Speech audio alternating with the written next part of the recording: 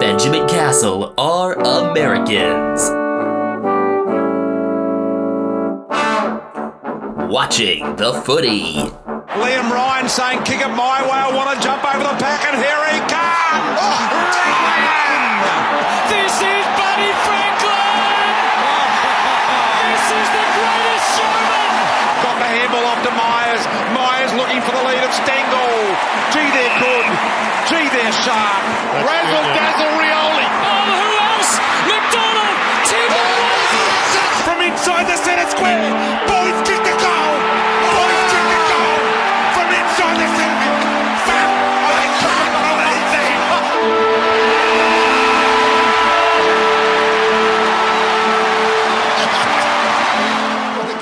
that. Good time of day, whenever you may be listening to this, wherever you may be listening to this, across whatever time zone, or hey, maybe you're on a plane, maybe you're crossing multiple time zones. This is episode number 198 of Americans Watching the Footy, and we are not retiring at the end of the season. No, but Tom Hawkins and Andrew Daff are, and Dusty already has.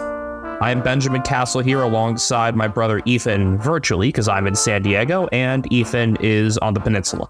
Yep, chilling in South San Francisco. We will have a couple other episodes done from distance in the coming weeks and months, but in the next few weeks, we will have a few chances to actually record in person, which is just easier, less like talking over each other and editing and stuff. Yeah, I'm going to be coming home for my summer break, or most of it anyway. I have until the first week of September off, and this will be the longest break that I have from my graduate program. And also during your winter break, you have things to attend to. Oh, absolutely. Yeah, we haven't had too many updates lately, but can we confirm at this point the walk from San Diego to LA is going to be like a winter break thing? Can we at least make that conclusion? Yeah, it'll be during my winter break, rain or shine. God, I hope it rains a ton. At least it would be something different. Need a cartoon where you have just like your own personal rain cloud hovering over you at all times. That's honestly exactly what I was thinking. Like, the only rain we've had down here, though, since I've been here was a shower during a brief thunderstorm last Thursday. So yeah, before we get into actually previewing games, I guess we need to talk about the retiring players. Let's go in order of their retirement announcements. Let's start with Dustin Martin. When we got into the sport 2020, there was no bigger figure. He resonated with us right away. One of the more visible midfielders because he was talked about, because you could always spot his hairdo, and because he had that forward time. Even with 16-minute quarters, he had one of the greater grand final performances in memory. Yeah, so we didn't get to see, the rise of Dustin Martin, but we got to see the end of the peak and came to the understanding that, very quickly, this is the most famous and important player in this sport. Up there at the time, along with Buddy. And Buddy wasn't playing in 2020, so, really even more reason to highlight Dusty. Always a player who let his on-field work do the talking, because he's just a very reserved guy off the oval, and that's not something that is all that common, I would say, and it's something against which he and the club definitely fought back. And it's very Dusty to just say, you know what, I'm done. I don't need a farewell game. Sure, trot me out quickly to say goodbye in the final round, but I don't need much fanfare. This discussion has been had about a lot of baseball players, and I agree with a couple of the other podcasters that I listen to. Jake Mintz of Baseball Barbacast talks about a lot, players aren't obligated to, show us their personality. I appreciate it certainly when guys do, it's nice to be able to connect with these people and understand what their other interests are. I'd love to know more about TV shows do you like? What movies do you like? What do you like doing on a weekend you have to yourself? I'd like to know these things, but nothing wrong with players choosing to just have their own sequestered private life. They are private citizens who lead public lives once or twice a week. I would say there is an obligation to, make sure you're available for pre and post game media availability. That is absolutely part of the job. You do not have to extend any other personal life stuff. Although again, I appreciate it. I like knowing which of these guys I like have similar interests to and stuff.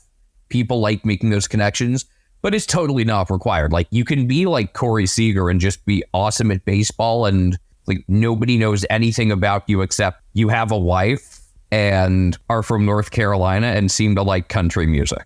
Hawkins, we've seen a bit more of the personal side, especially because of his daughter, whose favorite player is not her father. Yeah, I believe as of a couple years ago, at least, it was Bond. Still is. I don't blame her. Good choice. Tom Hawkins, 11 times straight Geelong's leading goal kicker, maybe the longest streak of all time. He's their games played record holder. The accolades roll in for him as well. He could still get to 800 goals if he's back round 24 and potentially finals. He's currently sitting at 796. Round 24 is definitely going to matter in some capacity. So that game's not just going to be a send-off unless, like, say, the next couple of weeks go horribly wrong. So hopefully that doesn't happen. Hopefully round 24 does matter. But hopefully he is both healthy and in good enough form to be in there. And hopefully he creates some selection headaches, which would certainly be weird, the way this could all wind down. When you've got what's already a pretty crowded forward group where it's tough to fit in, like Gary Rowan and Ollie Henry. Shannon Neal. Yeah. I think comparing him to Shannon Neal isn't always accurate because I think they're pretty different players. Neal doing different stuff at ground level especially. Really the only thing in common is that they're key forwards, they're tall, and they take some forward ruck contests. I don't think anybody's ever done that as well as Hawkins has, at least in this more modern era of the AFL. And I especially think about those first two goals of the 2022 grand final. When I think of Tom Hawkins, I think of a couple things. I think of that, and I think of the difficulty guys had cheering him off a couple months ago. It's funny that after watching close to 5 seasons worth of him, came to the realization, like, wow, his legs are just huge. They're fucking sequoias. Yeah, they're not tree trunks. They're just trees. You could say eucalyptus, but eucalyptus trees are more brittle. And we've got plenty of eucalyptus over here in North America, especially in California. I think they may have brought over the wrong type, and that's why they've grown so gigantic and caused problems. Yeah, they're kind of like an invasive species. Yeah, and finally, our hometown, which is so tree-friendly, has realized the problem and is starting to replace some of them. So there's Dusty, there's Hawkins. We learned a few hours before we started recording that Andrew Gaff will also be retiring, so he'll be playing this week and then next to get a home send-off. Most games via Victorian for the Eagles, currently at 278, so imagine he'll get up to 280, a one-time club best and fairest, and two-time All-Australian, though he missed the grand final in 2018 due to suspension. We definitely did not see the best of him because the peak had already passed by 2020. Still saw flashes of his strengths from the wing, but he was also another one of those guys that they've held on to a bit too much and relied on a bit too much before some of the regime change. Not a knock against him. You want to celebrate your championship players, your great players in club history. It's tough to know when to let go. And you've seen that comparison with the Yankees and Phillies in baseball this past decade, the San Jose Sharks in hockey. Yeah, I think the Phillies of the 2010s is a really good comparison. Yeah, we've mentioned them before. So they won the 2008 World Series. They made it back in 2009 and lost, incidentally, to those Yankees, and then held on to those championship pieces for too long after failing to make another. One other thing with Gaff, because of preseason games, he will, with these final 2 games, reach 300 and earn life membership. Which is definitely why I think they're getting him the 2. Yeah. Otherwise, he probably wouldn't be playing in Tasmania this week. Yeah. So it's, I believe, 300 home and away finals, preseason, or representative, like official AFL sanction, origin, or international rules. My only question is, do any other players join him in bowing out over the next couple weeks with the Eagles? Like, I don't know, I think of Dom Sheed as a possibility, or... Well, Sheet's season is over, and he does have one more year on his contract. So if anything does happen there, it'll be a sort of mutual termination, and we'll know about that probably by this time next week. The other guys I just see being let go, like Alex Witherden. I have a couple concluding, Dusty observations. First off, that guy just looks like the perfect embodiment of those Richmond teams, right? Doesn't he look exactly like what you think of the Richmond Football Club? You think of just like someone who looks like him? I mean, as quiet as he was the face of those teams, so that makes perfect sense. Just in terms of the physical way he played as well, I'm not sure if it's anything above that. Do you think they'll use Mr. Brightside to farewell him, or do you think that was just a Jack Revolt thing? I think that was more of a Jack Revolt thing. I imagine they'll try to get him on the interview again. I would think so. And then the other thing, there was a lot of speculation about him going to Gold Coast. It's obviously not happening. A couple of things to touch on with that. First off, from Redditor Point of Fingers, who is a Saints fan, there is already a Dusty at Gold Coast, their trophy cabinet.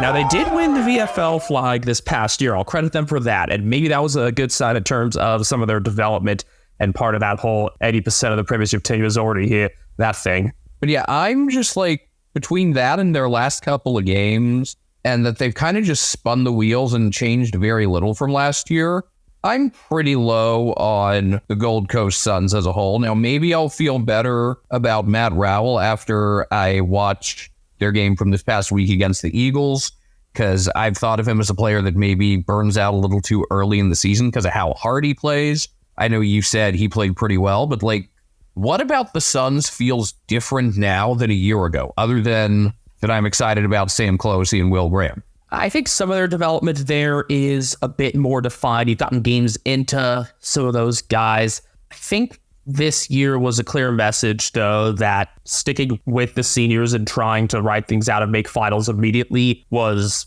not the move, and there should be more of a focus on the younger players within these final few weeks. So once we get to the Suns game in our preview, I'll have more thoughts about that. Everything just feels very similar in terms of the timetable last year, in terms of when there was hope and when things came crashing down. Although I guess maybe the hope came earlier this year than it did last year. But it feels like a cycle right now. Have you ever seen the Raiders cycle? Off-season hype gets fans excited, losing streak, player gets arrested, miss playoffs, reach in the draft. Except on the Sun cycle, it would be something like, play great in Darwin, big home wins, road disappointment, miss finals. Off-season suspension. Yeah, you'll have to excuse me for being down on the Suns right now, just because, again, it just feels like we've been here before. SOS, same old Suns. I feel like we kind of looked ahead here on some of these previews, but let's go chronologically now through round 22. Friday night game that, man, the tone has changed since the last time these teams met. Sydney hosting Collingwood at the SCG. I think about the meeting in 2022 where Sydney put an end to Collingwood's insane run. And then again, they met in the prelim, of course, that Sydney won by a point. I think of their round one meeting this year, a 33-point Sydney win where the Swans looked really good. Not that Collingwood looked especially bad or especially good. I would probably give Collingwood's performance from that round one game, 4 out of 10 or so. I mean, the defensive problems were clear, and those have definitely been fixed the past couple weeks thanks to better play out of Darcy Moore and Billy Frampton. They both did very good jobs on the two Blues talls this past week. But yes, your Friday nighter this week at the SCG. It's a Fox Sports 2 game, 2:40 a.m. for us on the West Coast, 5:40 a.m. on the East Coast. I'm glad to not have to deal with Eastern time footy. It's nice to be back to normal. And 7:40 p.m. in Sydney. The Swans are still on top of the ladder, but that lead is now down to 2 points over the Lions? 2 points and hardly any percentage. And despite that, it looks like, to borrow your phrase that you invented a couple weeks ago now, John Longmire's probably letting the Mayo sit out in the sun when it comes to the midfield. What did I originally make that in reference to? Please remind me, because I remember saying it, but I don't remember what I said it about. The opposite of swinging the axe? Yeah. Thank you. I'd imagine Luke Parker could get into the 22 rather than Corey Warner after he was quickly subbed out this past week. Otherwise, though, the changes would be in the 50s with Joe Lombardi and Dane Rampy likely to return. Yeah, I would think the Peter Laddams thing was one game to relieve the load on Brody Grundy. Maybe they do that again in one of these final 3 games. I guess matchup-wise, it would make more sense because you've got both Mason and Darcy Cameron, who, by the way, Darcy Cameron's performances lately have drawn a lot of praise from Collingwood fans. And I look back to that game against Richmond, he really took advantage of the Toby Nankervis absence. He may well end up second in the Copeland count this year. And I think, though, for playing Laddams again, I think the Swans have too much to play for at this point. If they don't have the minor premiership wrapped up, there's reason for them to keep Laddams out and back in Amartey instead. I mean, realistically, I don't think there's a tremendous difference between finishing first and second. It's not like there's an obvious better team at third or anywhere. I think this year the difference between first and second is pretty small. But still, the Swans probably need at least one more win to finish top 2 on percentage. Percentage-wise, I think outside of the Lions, I guess the Bulldogs are the only one that could give them trouble. So they probably do still need another 1 to 2 wins, maybe 2. Collingwood have a lot of options. Even though they did win, it looked quite tenuous in the final quarter as the Blues kicked the final 5, and they got to replace Jordan DeGoey, who was done for the season after a high-grade hamstring injury. Lachie Sullivan was among the ones left out, as well as Harvey Harrison. I would think it would be one of those two, especially to contribute in the center square, because Joe Richards is more a pocket player in comparison. You're not going to believe this, this is an important game. Collingwood are pretty much at the point where they probably have to win out and could still need help. I think 13 wins and 2 draws, 56 points would almost certainly do it. Regardless of percentage, I think 56 would do it. Well, the Swans are favored by 14.5, but I know you have been tipping Collingwood. Yeah, I think this game could go in so many different directions. I don't think any result of any magnitude, like within 12 goals in either direction, I couldn't rule any of that out. We could go total angry win mode. We could go highs blowout mode. We could go tense, as has been more normally the case between these two clubs. I don't have one clear sign one way or the other that says, no, this is happening. How often do you have a game that's so high stakes and open to so many outcomes? Usually a high stakes game like this, you expect it to be really close. This could be close, could be a 60-point beatdown. A lot is going to hinge on the Sydney forward 50. Can McDonald and whichever of Laddams and Amartey and Hayden McLean is going to be a really big factor as well as that third tall in there. Can they do enough to disrupt Moore and Frampton? Even through some of their recent struggles, I have really liked Hayden McLean this season, and I think some of his great work got overshadowed because, it was like, oh my God, Warder and Heaney, and also some recognition for Rowbottom and McInerney. As this team has struggled lately, Hayden McLean's still been pretty legit. And I just wanted to make sure he gets a little bit of recognition despite everything else that's gone on there. If you had to make a pick right now, give me the final score. 92-78 Sydney. I think the more I think about it, the more I think it is going to be a Swans win. But the first thing that comes to mind is 84-71 Collingwood. All right. Maybe I'll change my tip, but that's where I have it for now. Collingwood by 13. I would definitely put this line closer. I would put this within a goal. I'd still favor the Swans just because they're at home. When the Lions and Giants first met this year, Brisbane were trying to shake off their rough start and weren't able to do so. And the Giants jumped out to 6-1 in their round 7 win on Anzac Night in Canberra. I hope that tradition continues. It was a 9-goal Giants win, exactly 9 goals, where Callan Ward got under Lachie Neale's skin. Finn Callahan was among those that stepped up, and Darcy Jones at his helmet debuted. I think that's probably what most people remember from this game is Darcy Jones at his helmet debuting. It's funny. I still when I think of those two teams meeting in Canberra, I still think of Charlie Cameron's goal from the prior year. The probably runner-up, because I think that was just a round before Will Ashcroft outdid him. There were a bunch of really awesome goals last year. Again, goal of the year is still wide open this year, but that is the thing I think of when I think of this matchup. Well, I remember just being so impressed by Jones right away in terms of the physicality that he brought on the small side, be able to take some of the weight off Kelly and Canelio in terms of getting out front.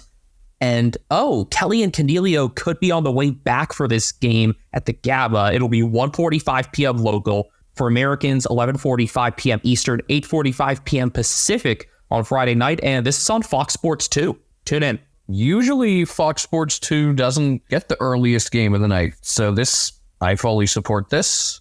I mean, it's a much more reasonable time for most Americans to tune in the first place. An early Saturday game isn't such a good one. Yeah, this round's starting off with a couple bangers. I think more eyes in terms of selection will be on the taller end for both teams. Even with Canelio and Kelly potentially coming back. Kelly pretty much confirmed. Canelio, we're not sure yet. The Giants could have some questions because Max Krzyzewski didn't do much, and Jake Riccardi is confirmed out for the season now after getting some surgery on his finger. That is significant. I think Riccardi has been a really important presence just in terms of his physicality as a forward and as a pretty serviceable backup ruck, like not just in the forward 50, but all over. That is a big, big blow.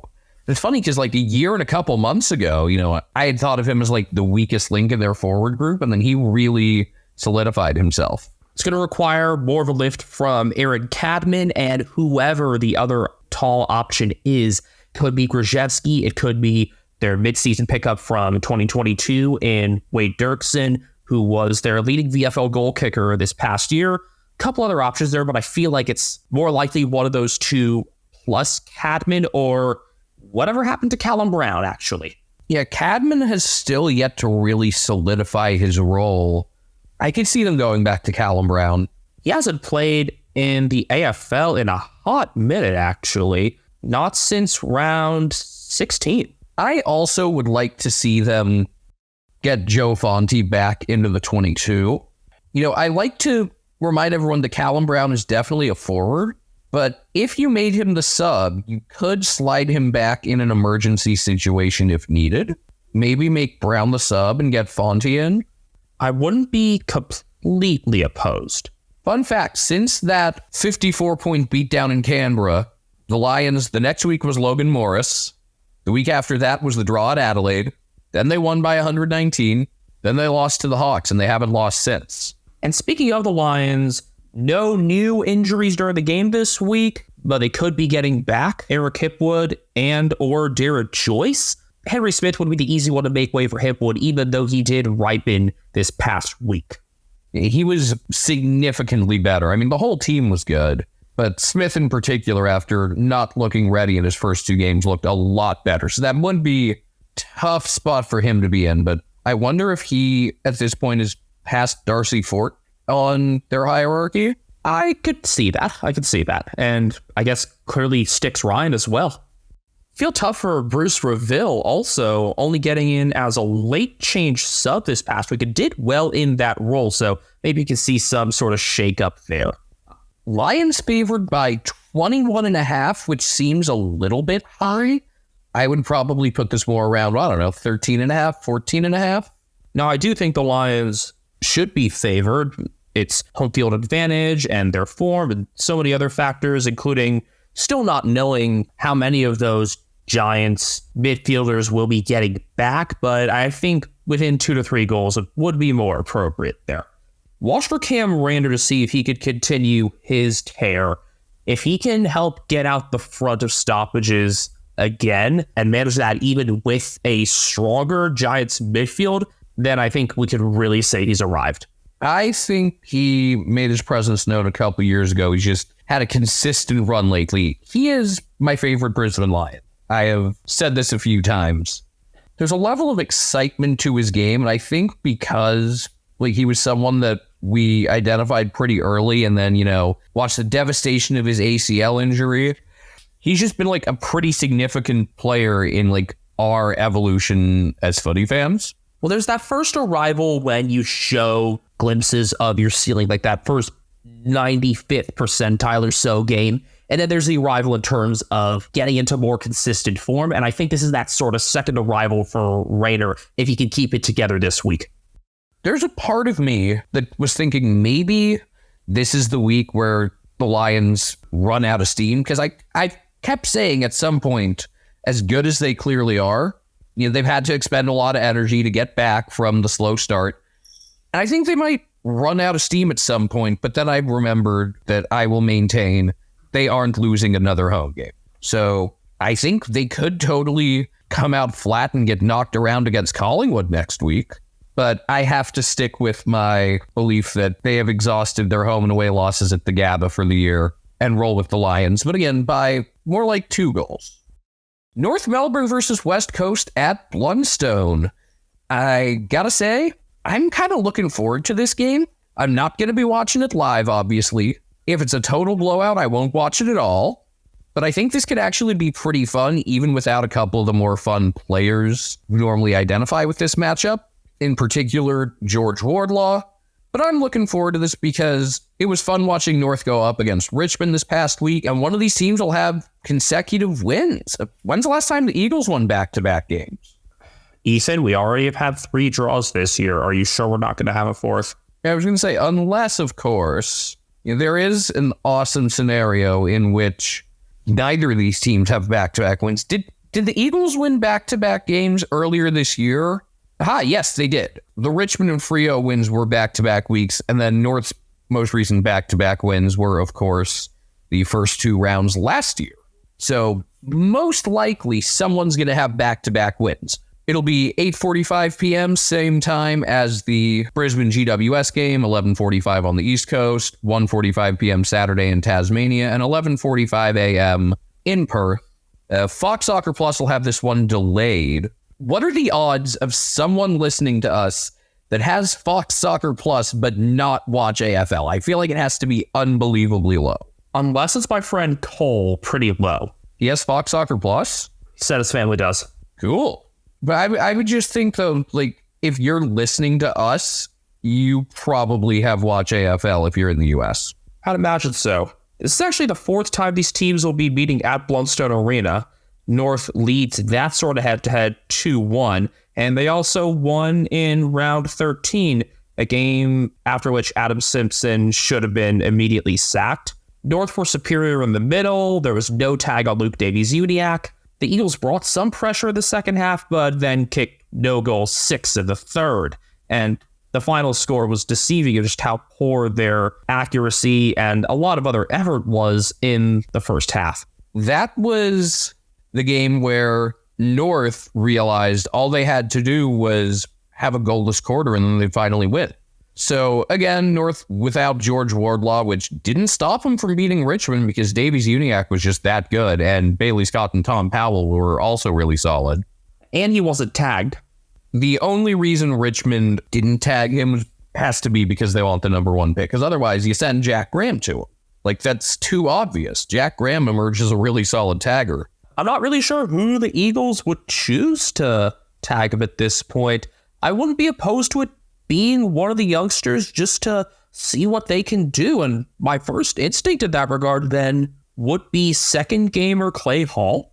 North will also be without Griffin Logue for the remainder of the year. He's got a wrist injury. Big Owen Nguyen's been out for a while with his shoulder injury. That now is a season ender. And Curtis Taylor is done for the year with a calf injury. So maybe without Logue, that's more reason to elevate one of Miller Bergman or Callan Dawson. I just want to see, can Jackson Archer have a second strong defensive game in a row? He was the rising star last week and very well deserved. He's had a few strong defensive games over the course of this year, and I think just this past month has been his best yet. Maybe it's in terms of can he have that higher quartile or quintile game again, like we were kind of talking about earlier. But yeah, in terms of the Eagles, I really want to see one of the young guys go after Davies-Uniacke, see what they're capable of. I expect North to win this game. They're favored by 8.5. And there's more of a trial process that I think should be going on for the Eagles at this point.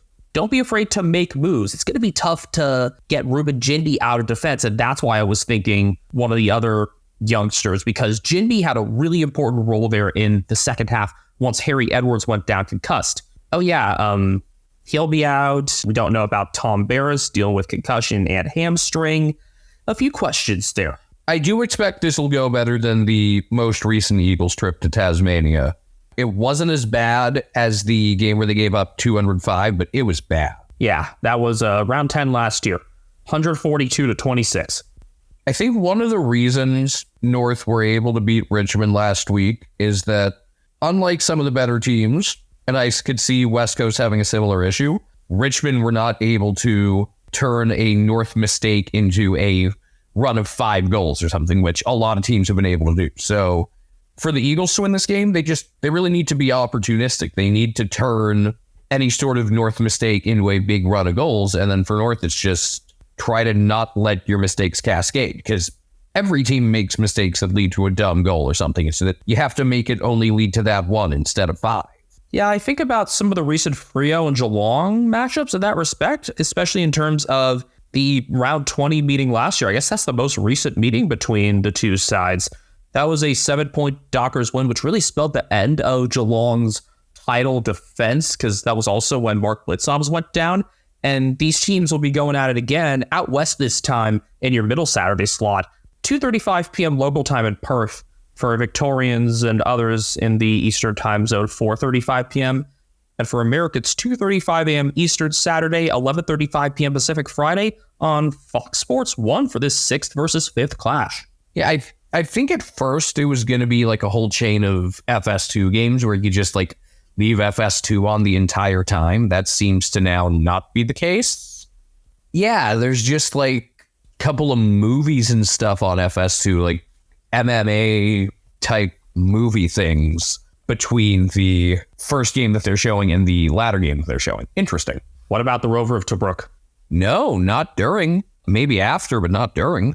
I think it would be fair to say the loser of this game is going to have a much harder time making the top 4, though I think there's still a path for Geelong to do it if they lose this one. I think Freo, with the difficulty of their remaining schedule, it's not quite a must-win. It's just using up that margin for error with the trip to GWS the following week is not advisable. And then they got the final game of the home and away season against Port. I like how we're having no overlaps on the final Sunday. That seems to be a smart bet to make the final game of the season, because at that point, teams will know if they're in, but there should be some top 4 spot stuff to go for and some ladder positioning and things like that. I mean, there is a world where the Dockers lose these next 2 and then they are still playing for it, but that doesn't seem super likely. There seems to be a general perception among Geelong fans that, I don't think there's much of an expectation to win this one. My expectation is about a 15-ish point loss. Even as much as this Geelong team has shown that, like, yeah, when it's bad, it's really bad and the floor is super low. Just style-wise, it will be most likely tough to lose by more than 30. If I had to pick a score, I would say 88-73. But I look at 2 things heading into this game. 1, can Max Holmes cut the turnovers down? Because he was awesome the first half of the season and has definitely cooled off. And turnovers have been such a huge part of that. And then number 2, can the Cats stop these like giant surges through the midfield that lead to a big chain and a string of multiple goals like we saw out of the Crows this past week and out of North on a pair of occasions the week before that? Well, what do you see the Cats doing in terms of selection then? If Sam DeConing is good to go... I'm not sure, because I know Mitch Duncan should be back in. He was managed this past week. I wonder if maybe you manage Zach Tui again. I mean, I think he's probably like the easiest one to leave out. And then I wonder if DeConing's status will affect whether they choose to play Reece Stanley or not. I wouldn't play him if DeConing can play. If he can't, I understand why you'd want him in there, but I wouldn't want him on Sean Darcy. It's tough because the logical matchup would be for Mark Blitzobs to go to Luke Jackson, but I also would rather see Blitzobs deal with Darcy than Stanley deal with him, just because in terms of like a bulk and size thing, that's just asking for failure. I'll go as far to say if Stanley is in, Geelong do not have a chance. I will not go that far. Despite getting crushed in actual hitouts, he actually did an alright job against the Crows. I'll say if Stanley is in and Tracy. There. Balancing things out on the tall side. The Dockers will be making a change because Tom Emmett was suspended for a dangerous tackle of Jaden Laverty. Wasn't a fan of the call at first. I could see it on replay in terms of force, so I don't really mind the call. Nat Fife will slot back in, and we'll see what other changes could go. I could see Neil Rasmus being taken out. Matt Johnson finding his way back in after rehabbing a foot injury through the twos. I do want to give another positive report, though. Nathan O'Driscoll kicked a goal from 23 for Peel Thunder. The idea of him on one wing and Jeremy Sharp on the other has been something that I've been waiting to see for a while. I just think it's going to be tough with how long he's been out for O'Driscoll to get in before the end of this season. I think Johnson over Erasmus seems like a pretty likely move. Disappointing to not see Erasmus get another go in the middle and not really get a full game there, but he's not that spot on the hierarchy. It's that simple. The Dockers are 11.5 point favorites, and I don't really mind that. Again, I think the tall situation could be too much to overcome if Geelong aren't 100 or even 105%. I mean, I expect Josh Tracy to, assuming he plays, to be a problem with his marking and leading ability. Don't sleep on Jai Amos as well. It feels like he kind of slipped under the radar this past week because of the attention on Tracy, despite Amos kicking 4 goals, including the game tire. Yeah, I feel like if you make it so Tracy's the only one that really hurts you, I think that's the right approach to take, is Tracy's going to get a few, just don't let him really erupt. Benjamin, 78% of our listeners are between 18 and 35 years old, so they probably want to start a podcast like we did. How do you know that number, Ethan? Thanks to the analytics we have for Spotify for Podcasters. Formerly known as Anchor, sorry Frio fans, Spotify for Podcasters has tools that allow you to record and edit your podcast from your phone or your computer. No fancy software needed. It's so easy you can edit it while drunk. And Spotify for Podcasters doesn't just allow you to upload to Spotify, you can also distribute your podcast on platforms like Apple, Stitcher, and more, just like we do. Best of all, it's completely free. Not only is it free, you can even make money from listener support or ad revenue. Hint, hint. Download the Spotify for Podcasters app or go to podcasters.spotify.com to get started today. Hey, we're back, or maybe we were always here if the app didn't work properly. As a reminder, you can find us on Twitter at Americans Footy. I am personally at BenjaminHK01, and I am extremely happy to have been posting a good amount this past day because my Cal classmate Cameron Rogers is an Olympic champion in the hammer throw. But she's not Gert.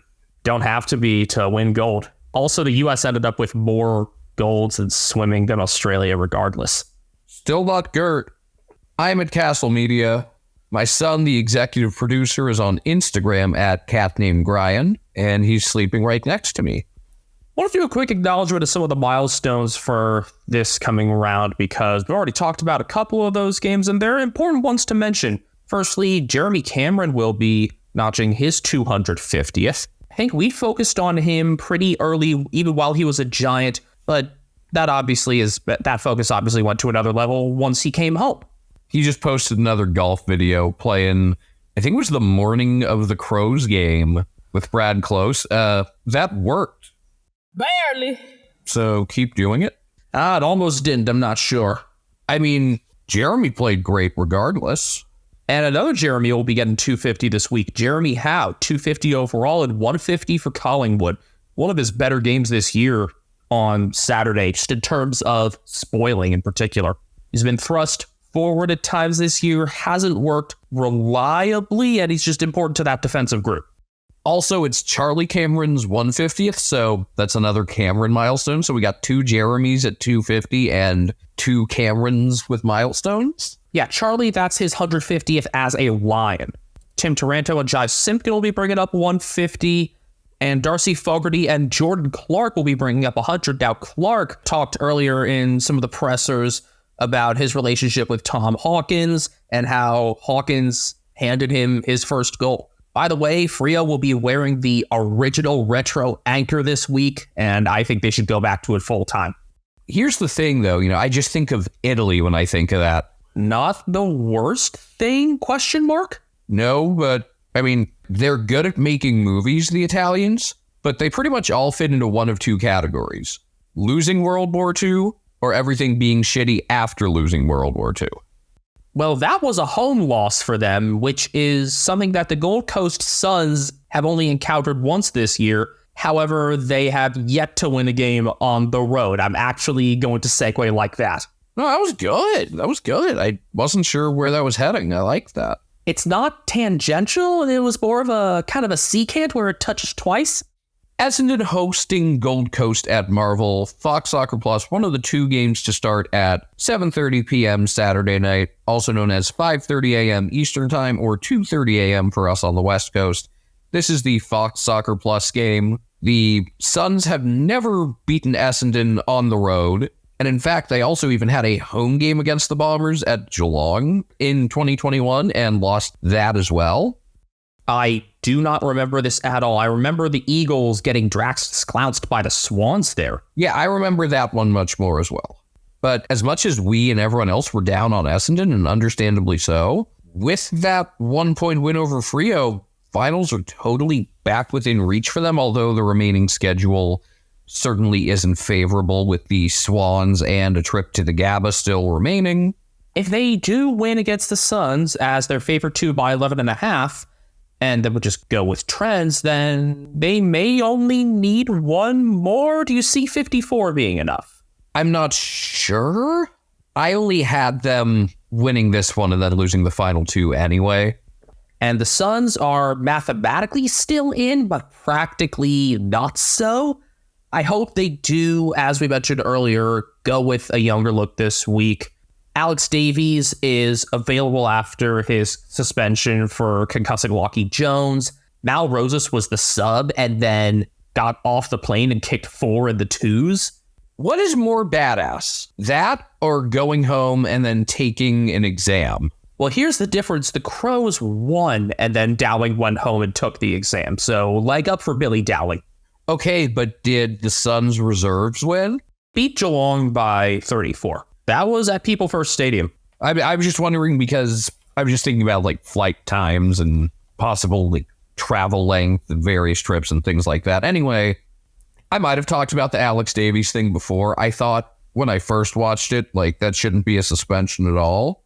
But then there was an angle that I saw, I think when I watched the actual full game, where it's all right, I get where they're coming from. I still probably wouldn't give 3 games. I probably would have given 2. But that you could see he's going for the man instead of the ball. There was one angle in particular that really showed it well. I was okay, I get it now. Between those younger guys, as well as Jed Walter, Jake Rogers, Connor Butterick, Sean Lemons, I hope there is an axe swing this week in the younger direction because you never really had much to lose by playing the younger pieces in the first place. This wasn't looking like a finals team, even with their home record. And now there's even less of an excuse. If 80% of the Premiership team is there, give some of that 80% chances.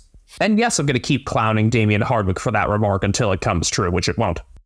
Now, when he was saying 80%, is he referring to just the 23 actually in the grand final, or was he referring to the entire list of 40 plus guys? I was interpreting it as the 23. And I think even if you go with the academy, from age 16 to 18, I don't see that being right. Although Leo Lombard did look pretty impressive in terms of Suns Academy stuff and playing for the Allies. A Suns win would be such a hilarious outcome because it would be the final blow to Essendon's very slim final hopes. And it would be oh, now you want to win on the road. Because there is totally a world where the Suns win this game and win their final 2. And then still end up missing finals at 12 and 11. But then there's some optimism, I guess. Which would be funnier, the Suns finishing 12 and 11 or the Suns losing this and the Richmond game?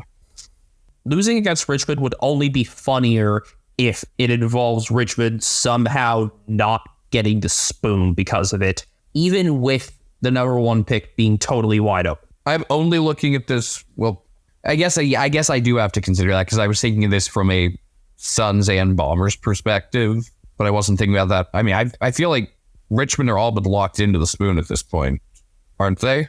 Small chance if they win this week. Well, Xavier Dursman was out 3 to 4 weeks with a hamstring injury. That sucks because he was playing a lot better. Not a coincidence. You follow us on Twitter, you play better.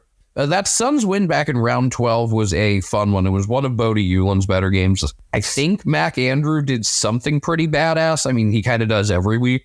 I really remember Hewlin because of his 13 marks, and that just being a game that felt very typical for the Suns. Oh, yeah, you're punching above your weight at home.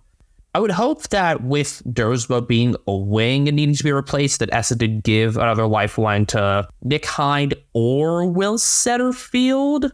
I don't think Hind should have been out of the team in the first place.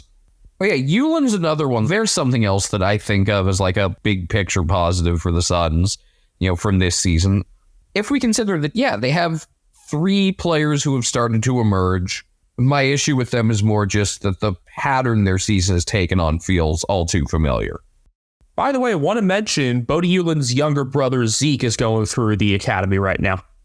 Opposed to the game at Marvel, we got a clash at the G on Saturday night, that same time slot, which is 7 p.m. for the central audiences. Fox Sports 2 will be carrying Melbourne and Port Adelaide. The D's in 12th despite their 500 record, and the Power in 3rd after their surprising slaughter of the Sydney Swans. Alliteration. Melbourne are pretty much done for, but I guess if they win out, they'd have a shot. Would put them up to 13 wins, 52 points. Good luck with Stephen May out with cracked ribs, even though Adam Tomlinson has been going well in the 2s. That's just an extremely tough piece to replace, and they couldn't stomach it in-game last week, obviously. They couldn't stomach much in general, and with Port coming off that kind of performance, I could really see this getting ugly. I think that these put up a valiant effort in this one, though. I think they keep it close and lose by a similar margin to the 7 points that they won by the first time they met. Although, I think I had tipped this as about an 8-point Port win. I can't see it being as fun of a game. And in part, that's because you'll go from a rockin' Adelaide Oval to a 2/3 empty G. And that first meeting was just a super fun game. Really back and forth. Big games for Alex Neil-Bullen and Jack Viney. I believe that was his 200th there. Bailey Fritsch with some huge involvements and ultimately the game winner in the 4th. And I believe we have talked about that game as being one to show some of our friends as introductory footy experiences. I think that is the one that I really want to go with. Either that or a Brisbane Lions win. And I say that because not only the quality of the game, but one of the really funny things that we can show someone is, either a game ending with Grand Old Flag or with the French national anthem. Like, for people that have no exposure to this sport, I feel like that's a very good thing to end on. I'm really just thinking about how Melbourne could try to answer things in defense. You've got Georgiades to deal with first and foremost. Charlie Dixon can cause some trouble. He had another 3 this past week. With Todd Marshall maybe coming back in too after missing the past few weeks with an injured hip because of Dixon, in fact. Well, I would think a better game from Judd McVie would be a big part of it, where he was pretty quiet this past week. Wasn't bad, but just wasn't much of a feature. And I think back, a few weeks before, the win over Essendon, in which he was really good. Yeah, I mean, he managed to take Jake Stringer upfield into the outside. Maybe he could do a similar job on Willie Rioli. But in terms of the taller players, though, Lever and Tomlinson and either a Tom McDonald, who has shown he could easily get rattled, or Petty in there, perhaps even over Tomo. It doesn't seem like a fun night will be ahead for the Melbourne Talls. And that's where I can see this game ballooning past that 15.5-point line, perhaps past your closer prediction, and more toward 4 or 5 goals, which is where I see this margin. Fun is such a significant word in this because, again, this game is so much more fun at the Adelaide Oval or when it was at Alice Springs. Right, that was 2 years ago. I think Kazi kicked 6. maybe he goes off. He's due to go off. That's where Melbourne could win this game, if he just absolutely goes off. And if Nibbler has another solid game in the middle, less so in terms of creating disposals himself, but more countering Drew's tag with a job of his own, or just starting a human set tag Pete. I see this as a game where like Port get 20 more inside 50s, but Causey kicks like 5 or 6. That's the avenue with Melbourne winning this game. Again, I don't think it happens, but I think that's the most likely way they win. Blues and Hawks to kick off our Sunday footy. I hate that this is a Fox Soccer Plus game with how important this is. I mean, you've even got the Blues and Hawks radio stuff on SEN for this week. Stephen Quartermain's going to be calling a game again for the Hawks side, which is great. 1:10 p.m. Eastern for Australians. For Americans, 11:10 Eastern, 8:10 Pacific Saturday night. This might not be a true elimination final for the Blues, but it definitely feels like it for the Hawks, considering just the magic for that number 14. I think Channel 7 is going to be upset that this is not their game. Instead, they have one that has no finals implications. And also a matchup that they'd shown earlier in the year in the Fox Footy should have some fun with this one. And this being the early Sunday broadcast, I'm hoping that this is Anthony Hudson and Matt Hill. Not only did both these teams losing last week make this game more compelling for this week, both of them really got their hearts ripped out. You could slow it down like the video, Lisa telling Ralph she doesn't love him. It's half a second after the kick leaves McGovern's boot. And then for the Hawks, I guess as they see Tom Green's goal is going in, even though there were still a few minutes left then. That did feel like they never really had an especially great chance after that. That did feel like such a winning moment because it was Tom Green in front of his fan club in Canberra. It's weird for me being so excited to watch a game between two teams that I have repeatedly talked about how much I don't like. Although with both these teams, I like their players. I like watching them play. It's a fan thing. These teams haven't doubled up in a minute, and this is not a double up. Last year in round 16, Carlton won by 60 and led 55-5 at half. Last year's Hawks, they had some really fun, promising games and moments, and then they had some like that was just like, yeah, they're still a ways away. And we insisted they're still on the right track. And adding those couple pieces that they did in the offseason only accelerated things. Did I expect Massimo D'Ambrosio to be such an important part of it? No, but I'm happy for him. Like, you told me at this time last year that he was going to end up at Hawthorn and become a major part of them. I would not have guessed that. We also didn't expect Frosty to have a cleaner season as a whole, or for Will Day to mean absolutely everything when I think for us, much more of our focus last year was on Jai Newcomb. I mean, I had already liked Dave, thought of him as like the number 2 guy in that midfield hierarchy, but I'm starting to wonder. I assume you just tag Day because like Toby Bedford did a really good job of that last week, but I would almost consider tagging Massimo. I don't think he's the one to tag. I think Day is the one to tag. But I want to know, like, what do you do to stop Massimo? Because most of what he does is uncontested, be super clean. Like, how do you make his life more difficult?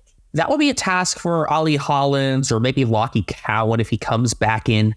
I wouldn't say Zach Williams if he is good to go after his hamstring injury because he's done more of that forward job in general, a defensive forward on freer movers like Dan Houston who could take the middle of the field. But there are a few options there. There's no clear tagger for the Blues and there's no clear method, I think, either. So we'll see how Michael Voss decides to play it, if he does at all.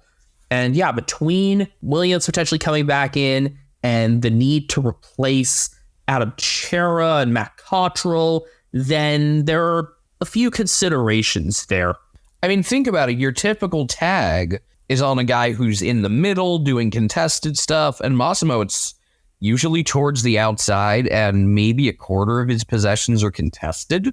So who can you have take that sort of James Jordan tagging-like role? Or is it more about just like making sure that he doesn't have guys to deliver to? Is that the way you go about it? Instead of focus on the source, you focus more on the recipients? So closer man defense and more of a tighter job at stoppage itself? I think that might be it. Especially because I, again, don't see a real tag option here for the Blues. I want to see what Voss and company have up their sleeve there, because there's a lot to be decided on the selection front, even without considering injuries. The same can go for the Hawks, who have a bounce-back game from Finn McGuinness in the twos to consider, along with still not having Cam McKenzie come back in. There just hasn't been much room. I mean, even though they were the superior team for the bulk of the game last week, maybe a loss provides that opportunity. I wouldn't be surprised if they take Cal Sherdeer out and get McKenzie in that way. And then just, you get Bruce into the 22, maybe you make McKenzie the sub. Would you then have Jack Dunstan doing a defensive forward job on Jacob Wiedering? Yes. My thought exactly. Very good. 1.5 point line in the Blues' favor. There are so many options for a selection here, but I do see this being a tighter game based on just how these two teams play and how the general arc of their games has been. This is another one. I could see a blowout in either direction. But yeah, I think more likely this is just going to be a really good one. And, normally, have you had this issue, or is this just my thing, where sometimes it's really tough to get into, an early game? Sometimes it's a little hard for me on Fridays where I'm busy, but usually during the season, I really make sure to be locked in and have my dinner ready, and maybe have even eaten before this game starts, that 8-10 game Saturday. It's going to be weird as round 24 when it starts at 7:30 p.m. our time. Yeah, I don't think I'm going to have any issue getting locked in for this one. The middle game. I don't know why this is the 7 game. Even going back before the bye, you didn't really think this was going to provide juice. There were still skeptics of the Hawks at that time, and I honestly could have seen Freo and Geelong be a rarer Sunday afternoon game, even though that would have given a game. Yeah, you don't see too many Sunday afternoon games in Adelaide either. But yeah, they landed on Richmond and St Kilda, who also were on national TV during a game the Saints won by 7 behinds at Norwood. And each quarter had a very different feel to it. It was more the Saints kind of holding on at the end, I think, but Jack Steele was extremely strong in contests that game. The possessions, the tackles, just everything. It was one of the best efforts of the year from him. I remember that game starting off just super ugly and ended up getting pretty fun because the Saints actually decided to score some in the second half. Yeah, they'd only scored 1-5 at the break and then 6-2 in the third. The Saints have won 4 of 5 head-to-head and are favored by 23.5 to do so again. They can be getting some help in the forms of Ryan Burns and Hunter Clark. Glad it's not a long-term thing for Clark, who's had his fair run of things. Burns was out sick this past week. And we'll see what else happens because the VFL was on a bye. And there's nothing to lose by playing some younger guys. They had another debut this past weekend, Angus McLennan, and he was one of the rare pieces that went well. I know you've gotten through watching that game. We did agree on Matthias Filippo as a polished turd, but I saw McLennan as one of their top 3 along with Zach Jones. Where do you see McLennan? It was those 3, and then maybe you could consider Membry for effort, but in terms of actually getting the ball and being responsible for some of the better passages, at least on the starting end of things, I did like McLennan there and want to see him get more time. I want to see how McLennan and Ari Showmaker could work together in the back. That was the exact name I was just about to bring up. It's funny how this year has gone for the Saints, and yet I've really liked what they've done draft-wise and what they've done with trading. And am I talking myself into the 2025 Saints? We'll see how much they lose via trade, but you will need to figure out how this team will look without Josh Battle in there in all likelihood. If McLennan and Schoenmaker fine, I really don't think that's that big of a deal. I think you lose more in intercept marking than anything else there. I think from a movement standpoint, I really think they'll be fine. Do you manage Dougal Howard then? This week? Maybe. Again, I think the best thing to do is figure out what you actually have at your disposal. Yeah, you wouldn't manage Battle, so I think Howard would be the option there, unless you do something with Bonner or one of those other halfback types. Now for the Tigers, between Dusty retiring and Tom Brown and the amazingly named Steely Green, both haven't done their ankles and being sat down for the season, a few changes are needed for Richmond. Caleb Smith could come back in after having a personal out this past week. There are a bunch of other injury tests and VFL level considerations. If Marlon Pickett is good to go, that would be a nice thing to have. But this is another one where I'd rather look younger. Have Matt Coulthard come back and do more on the outside. If Morris Rioli Jr. is good to go, and it seems like he is, then have him in there for pressure and so much more. We think about what Morris did near the start of the season. I think it was that game where he was one of the more prominent tacklers. I love watching him tackle dudes because he hits way harder than someone his size should. Obviously, haven't watched too much of Richmond's twos this year, but he did play their last VFL outing at round 18. The more I think about it, this game could be a really negative reflection on the Saints midfield if Richmond's midfield comes out and just plays as well as it's capable of. Dion Presti has been in a nice little run of gamers, and if he could just, avoid another injury, maybe him and a healthy Jacob Hopper are what it takes to carry the Tigers to actually winning a game. And don't forget 150th gamer Tim Taranto. I do think the Brown injury is unfortunate because I've really liked the way he's starting to come along, and he's played at both 50s and been pretty impressive. Yeah, I've made the comparison the past couple weeks to Jaden Short in terms of his full field utility with long and accurate kicking. I think actually he's got more discrimination in terms of smart kicking and hitting targets than Jaden Short might. So I'll rank this game in the territory of, could be actually interesting. It's the game I'm least excited for this round. But there are some interesting, individual players to watch here that will decide a lot about, how I feel about teams heading into next year. I've totally talked myself into that line deserving to be more like 11.5. Talk to me post-selection and seeing who can be the supporting cast there on the younger side for Richmond. All right, that's fair. We finished the round with Adelaide hosting the Dogs. Feels weird to say that the Bulldogs are in 7th still because things could line up very nicely for this team to end up in the top 4, which by itself is such a strange thing to think about. I mean, hasn't happened in the Luke Beveridge era. When was the last time actually they were in the top 4 at all? Investigating as we think about this game, which will be a 4:10 p.m. Victorian bout, so 3:40 locally in Adelaide. I don't understand why this is. When the final game of the round is in Victoria, it's at 4:40, but when it's in Adelaide, they started 30 minutes earlier. I don't get why that is.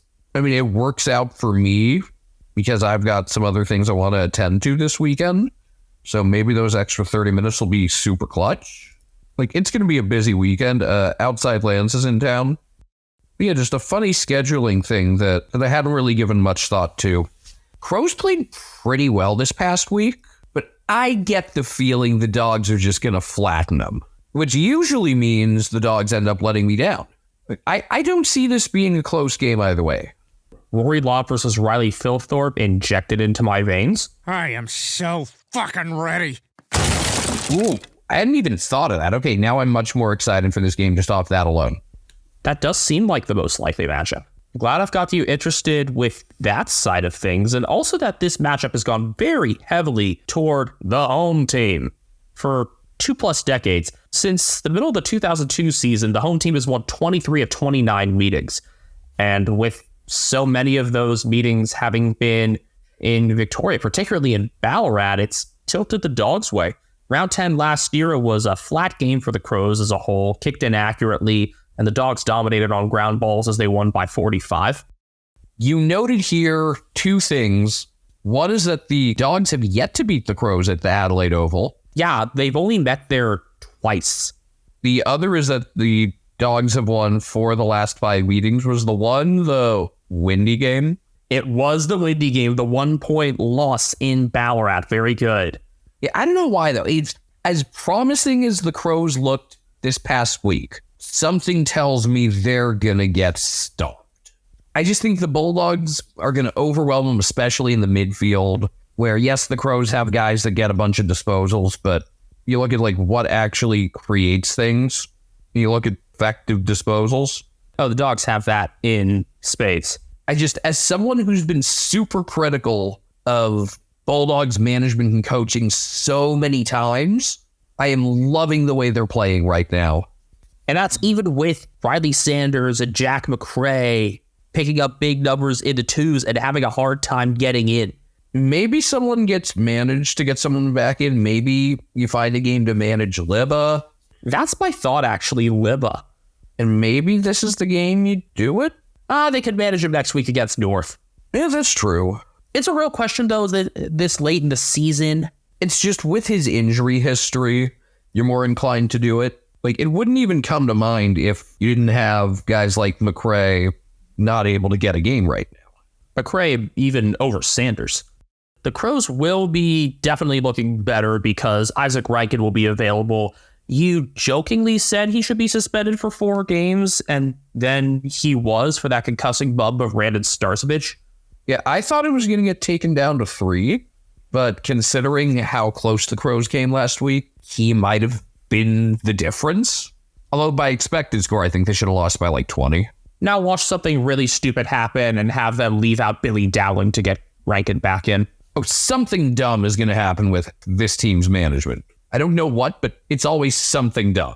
Curtin back to the twos? That's too easy, actually. Can he please get a game? Like, I get that at the start of the year when he got thrown in, he wasn't ready. He got beaten a couple of those one-on-ones in the Brisbane game and got subbed out at halftime, and that was understandable. But where you are in your season now, what do you have to lose by letting your draft pick play? Your draft pick you traded up to get, and one who was talked about as high as second pretty late into the cycle. Maybe this is why he fell so far, but like, you traded up for him. That means you clearly valued him. And he's shown versatility too between the back and the middle, and even if he gets in, he'll probably just be stuck in the back, isn't he? I would just give him tougher one-on-one matchups and kind of let him just step into the fire. There's going to be something stupid happening, and you're kind of talking me into expecting the Bulldogs to easily cover that 15.5 point spread in which they're favored.